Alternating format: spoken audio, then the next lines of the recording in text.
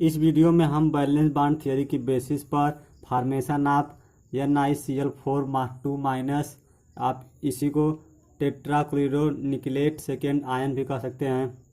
Valence bond theory की basis पर हम इसको सॉल्व करेंगे कि इसमें कौन हाइब्रिडाइजेशन है और इसकी ज्योमेट्री कैसी है। मैग्नेटिक मूवमेंट निकालेंगे, मैग्नेटिक प्रॉपर्टीज या कंपाउंड को वैलेंस बॉन्ड थ्योरी कैसे सॉल्व करती है।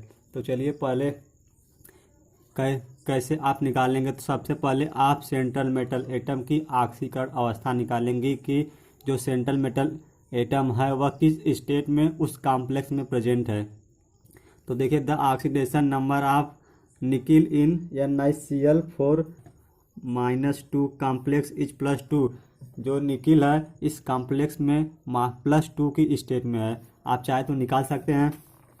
देखिए कैसे निकालेंगे आप। यह NiCl4 है, 2 माइनस लिखिए आप।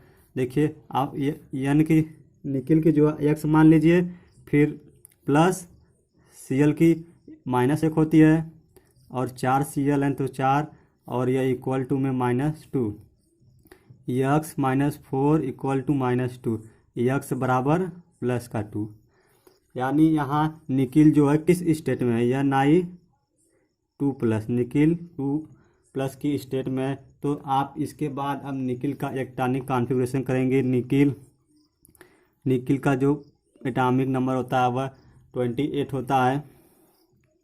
इसका हम डायरेक्ट इलेक्ट्रॉनिक कॉन्फ़िगरेशन कर रहे हैं, आप चाहे तो कर सकते हैं। यह आर्गन हो गया, आर्गन 18 तक होता है, 3D8 4s2, 18 8 26 2 28। यहाँ पर देखिए इसका ऑर्बिटल में दिखाइए आप। यह D है, 1 2 3 4, और यह 4s2 यहाँ पर लिखा है। 4s2 में 2 इलेक्ट्रॉन भर दीजिए। यहाँ पर पहले सिंगल 8 इलेक्ट्रॉन है, 5 हो गए।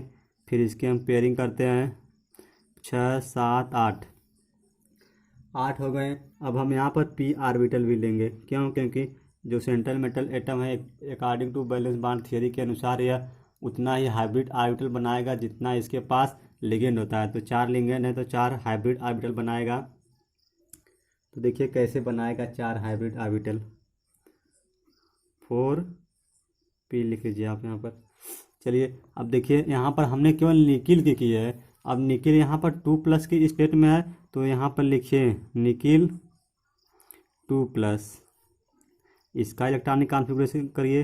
तो आर्गन तक 18 हो गए, 3D8 और 4s में से तो 2 इलेक्ट्रॉन निकल जाएंगे क्योंकि यहाँ पर 2 इलेक्ट्रॉन बढ़ गए। तो आप यहाँ पर 4s 0 और 4p यहाँ पर लिखिए। अब देखिए इसको ऑर्बिटल में फिलिंग करिए, 1 2 3 4। यह 4s का, यह 4p का। देखिए इसमें इलेक्ट्रॉनों की फिलिंग करिए आप पहले सिंगल भरिएगा। देखिए यहाँ पर 2 अनपेयर्ड इलेक्ट्रॉन है और यहाँ पर तो एक भी इलेक्ट्रॉन नहीं है। इसको ये ऑर्बिटल खाली हो गए। अब देखिए वैलेंस बॉन्ड थ्योरी ने बताया था कि सेंट्रल मेटल एटम जो है वह उतने ही हाइब्रिड ऑर्बिटल बनाता है जितने लिगेंड हो। तो देखिए 1 2 3 4 हाइब्रिड ऑर्बिटल हो गए। और देखिए यहाँ पर लिगेंड कितने हैं, 4 Cl लिगेंड है। तो चारों के यहाँ पर 4 हाइब्रिड ऑर्बिटल बन गए। आप चाहे तो लिख सकते हैं कि 3sp, एक एक यस का ऑर्बिटल है और p का। तो आप एक यस है तो एक यस और 3 p ऑर्बिटल है तो p, मतलब यहाँ पर sp3 हाइब्रिड ऑर्बिटल बन गया। इसी को sp3 हाइब्रिड ऑर्बिटल कहते हैं। चलिए अब फॉर्मेशन ऑफ अब हमने तो अभी सेंट्रल मेटल एटम की सर्जरी की। अब इसके बाद हम इस पूरे NiCl4 कॉम्प्लेक्स की सर्जरी करेंगे। देखिए तो आप लिखेंगे फॉर्मेशन ऑफ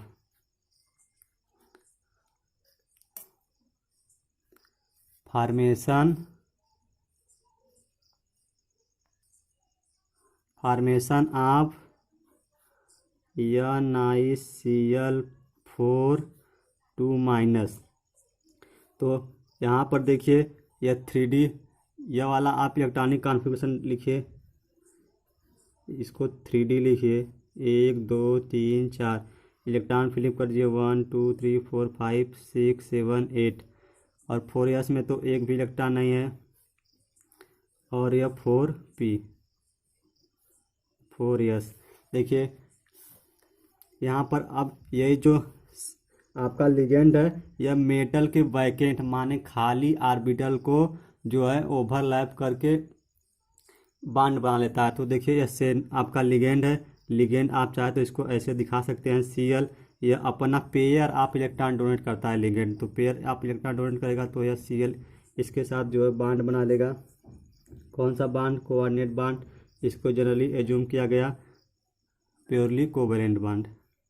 देखिए यहाँ पर हमारा जो है हाइब्रिडाइजेशन क्या हो गया, इस फिनोमेना को हम हाइब्रिडाइजेशन कहते हैं। देखिए अब 4 हैं तो एक यस है और 3 पी, तो sp3 हाइब्रिडाइजेशन, sp3 हाइब्रिडाइजेशन।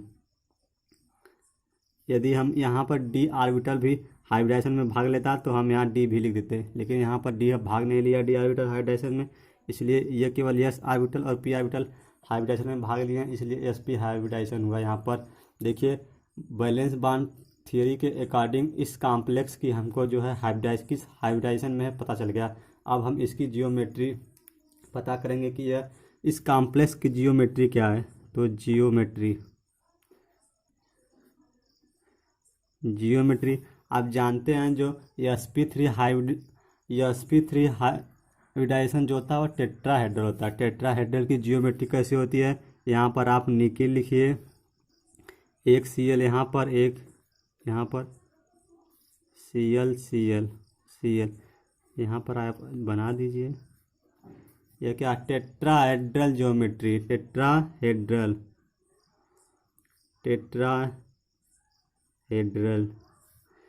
आप देखिए यदि यहीं पर हम डी ऑर्बिटल यूज कर लेते तो यहाँ पर sp3 हाइब्रिडेशन होता, तब हम उसको, यदि डी ऑर्बिटल यहाँ है तब हम उसको स्क्वायर प्लेनर कहते हैं। तब स्क्वायर प्लेनर की ज्योमेट्री NiCl4 ऐसे बनती है यहाँ पर Cl, लेकिन यहाँ पर डी ऑर्बिटल यूज नहीं है, इसलिए यदि sp3 हाइब्रिडाइजेशन है तो वहाँ टेट्राहेड्रल ज्योमेट्री होगी। यदि डी ऑर्बिटल इसमें यूज होता तब हम स्क्वायर प्लेनर कहते हैं। आप ये कॉन्सेप्ट रखिए, ये बहुत से लोग भूल जाते हैं। देखिए जियोमेट्री भी पता चल गई कि टेट्राहेड्रल जियोमेट्री होती है। अब इसकी मैग्नेटिक प्रॉपर्टीज, क्या है इस कॉम्प्लेक्स की? मैग्नेटिक प्रॉपर्टीज तो magnetic properties valence bond theory ने बताया था कि यदि कॉम्प्लेक्स में अनपेयर्ड इलेक्ट्रॉन है तब वह पैरामैग्नेटिक होगा, यदि जो पेयर्ड इलेक्ट्रॉन है तब वह कॉम्प्लेक्स कैसा होगा? डायामैग्नेटिक। आप देखिए कॉम्प्लेक्स में अनपेयर्ड इलेक्ट्रॉन है, माने यह कॉम्प्लेक्स जो है पैरामैग्नेटिक है। यदि यही पेयर्ड इलेक्ट्रॉन होते, दोनों में एक एक इलेक्ट्रॉन और जाते, तब यह डायामैग्नेटिक। लेकिन यहाँ पर एक एक इलेक्ट्रॉन अनपेयर्ड है तो यह कैसा है? पैरामैग्नेटिक। तो आप लिखेंगे दिस कॉम्प्लेक्स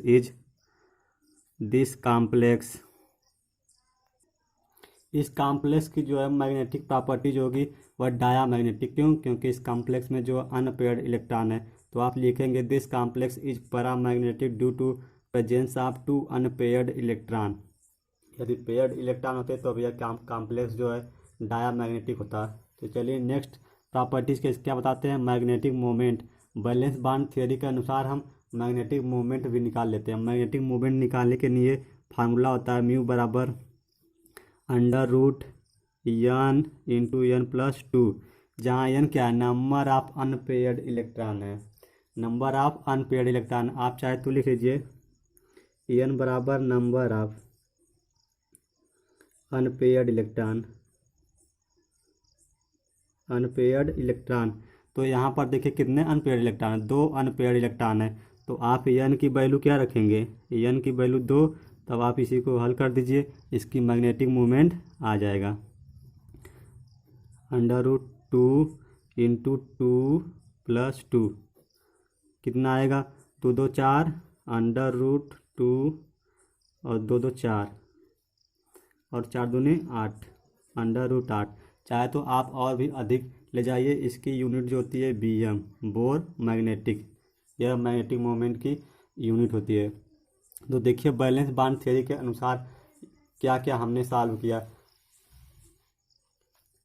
हमने पहले वैलेंस बॉन्ड थ्योरी के अनुसार इस कॉम्प्लेक्स की जो है हाइब्रिडाइजेशन का पता लगाया कि यह कॉम्प्लेक्स जो है sp3 हाइब्रिडाइजेशन में है। फिर इसकी जियोमेट्री पता की कि यह कॉम्प्लेक्स टेट्राहेड्रल जियोमेट्री में है। फिर इसकी मैग्नेटिक प्रॉपर्टीज पता की है कि यह कॉम्प्लेक्स जो है पैरामैग्नेटिक है। क्यों? क्योंकि इसमें अनपेयर्ड इलेक्ट्रॉन है। फिर इसकी मैग्नेटिक मोमेंट निकाला हमने, तो मैग्नेटिक मोमेंट इसका 8 आया। इस प्रकार वैलेंस बॉन्ड थ्योरी कुछ कॉम्प्लेक्स पर सक्सेस रही, लेकिन इसके कलर पर यह बताने में, स्पेक्ट्रा बताने में फेल हो गई। तो चलिए नेक्स्ट वीडियो में मिलते हैं आपको एक ऑक्टाहेड्रल कॉम्प्लेक्स का एग्जाम्पल। यदि आपको यह हमारी वीडियो पसंद आई हो तो आप एक बार लाइक कर दीजिए और चैनल पर नए तो सब्सक्राइब कर लीजिए, ताकि ऐसी वीडियो आपको लगातार मिलती रहे।